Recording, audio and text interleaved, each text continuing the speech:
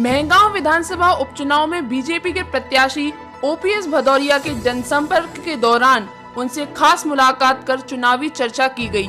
इस दौरान उन्होंने इंडिया फास्ट 24 को बताया कि जनता मेरी भगवान है, एक विधायकी तो क्या 1000 विधायकी कुर्बान करने के लिए तैयार हूँ। देखिए पूरी खबर इंडिया फास्ट 24 के साथ। ओपीएस भदौरिया जी हैं और वो जनसंपर्क के दौरान हम उनसे चर्चा करेंगे कि आखिर उनको किस प्रकार से लोगों का समर्थन मिल रहा है, किस प्रकार से लोगों का स्नेह प्राप्त उनको मिल रहा है और क्या उनको आगे की उनकी रणनीति है। इस सारी चीज़ों पर हम चर्चा करेंगे। सर, आप बताएं कि इस समय 18 महीने के बाद आप एक बार पुनः जनता के बीच में आए हैं और वो किस प्रकार से आपका समर्थन दे रहे हैं। जनता का व्यापक प्यार और स्नेह मिल रहा है और मुझे पूरा विश्वास है कि जनता का आशीर्वाद मुझे मिलेगा।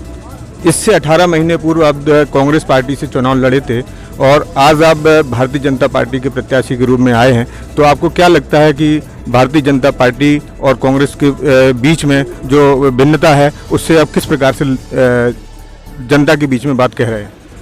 मेरे क्षेत्र की जो जनता है वो मेरे लिए भगवान है और उसका मेरे दिल में सम्मान है और उसके मन में कोई दल परिवर्तन से कोई असर नहीं है। मैं 24 घंटा के जनता के बीच में रहता हूँ, जनता के दुख दर्द में शामिल रहता हूँ, जनता के सुख दुख में शामिल रहता हूँ, इसलिए जनता का मुझे व्यापक प्यार मिल रहा है। पार्टी का कोई प्रभाव नहीं है।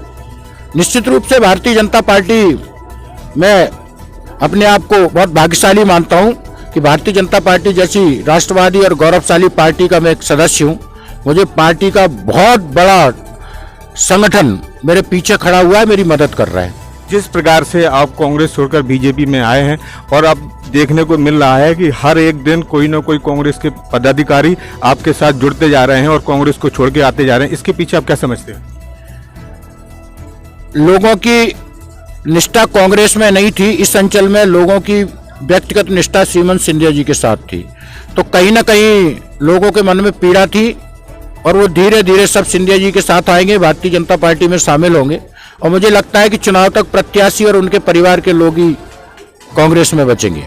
जिस प्रकार से हम देख रहे हैं कि जो लोग चुनाव लड़ रहे हैं राजनीति में, वो उनकी भाषा शैली कुछ इस प्रकार की है जो सम्मानजनक नहीं है, इस बारे में आप क्या कहना चाहेंगे। निश्चित रूप से मैं आपकी बात से सहमत हूँ। मेरे स्वभाव में नहीं है किसी के खिलाफ व्यक्तिगत टिप्पणी करना या किसी पर व्यक्तिगत आरोप लगाना, पर ये जो कांग्रेस के प्रत्याशी हैं, हवाई जहाज से उतर के आए हैं और उनकी प्रवृत्ति क्या है ये पूरा जिला जानता है, मैं कहना नहीं चाहता हूँ। मैं सिर्फ एक बात कहना चाहता हूँ कि जो शीशे के घर में रहते हैं वो दूसरों पे पत्थर नहीं फेंका करते हैं।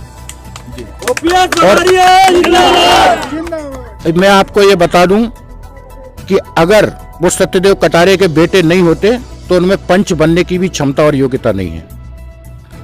जिस प्रकार से आपको पिछले 18 महीने पूर्व एक बहुत बड़े अंतर से आपको जिताया था, जनता ने इतना स्नेह और प्रेम आपको दिया था और आपको क्या लगता है कि वो स्नेह और प्रेम भारतीय जनता पार्टी में रह के भी आपको मिलेगा। मुझे पहले से ज़्यादा स्नेह और प्यार मुझे मिल रहा है। मैं अभिभूत हूँ, मैंने कल्पना नहीं की थी, उससे ज़्यादा स्नेह मुझे जनता का मिल रहा है क्योंकि जनता ने मेरी परेशानी देखी है, महसूस की है। मैं जनता के काम नहीं कर पा रहा था, जनता के बीच में जाता था, जनता खुद ये महसूस करती थी कि मेरे विधायक पे संकट है, इसलिए जनता में प्रसन्नता ज़्यादा है। लोगों का स्वाभाविक झुकाव भारतीय जनता पार्टी की तरफ है। लोगों को विकास चाहिए। पिछले 3.5 महीने में मैं लगभग 300-350 करोड़ रुपए इस क्षेत्र के विकास के लाया हूँ। इस रौन क्षेत्र में आप बैठे हुए हैं, हमारे यहाँ का किसान जब लार गल्ला बेचने जाता था 3-3 दिन उसको लाइन में लगे रहना पड़ता था। मैं 3.5 करोड़ रुपए मैंने मंडी के लिए स्वीकृत कराए हैं। नगर पंचायत जो इस क्षेत्र की सुविधा के लिए बनी थी, माननीय मुख्यमंत्री शिवराज सिंह जी ने उसकी घोषणा की थी, उसको वैधानिक रूप से गजट में नोटिफाइड किया था। उसके बाद भी कांग्रेस की सरकार ने विद्वेषपूर्ण तरीके से रोन की नगर पंचायत खत्म कर दी। मैंने 20 दिन के अंदर, जब भारतीय जनता पार्टी की सरकार बनी तो रोन में नगर पंचायत की घोषणा दोबारा से कराई और फिर से गजट नोटिफिकेशन कराया। कमलनाथ जी कह रहे हैं कि हम ग्वालियर चंबल संभाग में हमारा फोकस है, हम किसी भी तरीके से ग्वालियर चंबल संभाग में कांग्रेस को निकाल के बताएंगे, इस बारे में क्या। इसका जवाब 3 नवंबर को इस क्षेत्र की इस अंचल की जनता देने वाली है। कांग्रेस को खाते खुलने के लाले पड़ जाएंगे। कमलनाथ जी के प्रति सबसे ज्यादा नफरत है इस क्षेत्र में। मैं 12 महीने विधायक रहा। मैंने कहा मुझे आप 1 करोड़ रुपए दे दो। मैंने अमाइन में तहसील की घोषणा की है कि मैं चुनाव के बाद तहसील बनवाऊंगा। 1 फूटी कौड़ी नहीं दी उस व्यक्ति ने, और 12,000 करोड़ रुपए छिंदवाड़ा में खर्च किए, 800 करोड़ रुपए सज्जन वर्मा जी के यहाँ खर्च किए, 600 करोड़ रुपए जीतू पटवारी के यहाँ खर्च किए। ये सौतेला व्यवहार नहीं है तो क्या है? ये गद्दारी नहीं है तो क्या है? फिर किस आधार पे वो अपेक्षा करते हैं ग्वालियर चंबल संभाग के विकास के लिए? अगर एक नया पैसा भी उन्होंने दिया हो इस क्षेत्र में तो वो सामने लाएं। तो ये मान के चलते हैं कि जिस प्रकार से कमलनाथ जी ने आपका सहयोग नहीं किया, आपका सहयोग से तात्पर्य आपकी यहाँ की जनता के जो उपेक्षित किया है उससे नाराज होकर आपने पार्टी को छोड़ा और आज जनता के बीच में पुनः जनता के विकास के लिए आप शामिल हुए हैं। मेरे लिए मेरे क्षेत्र की जनता भगवान है और ये तो एक विधायकी है।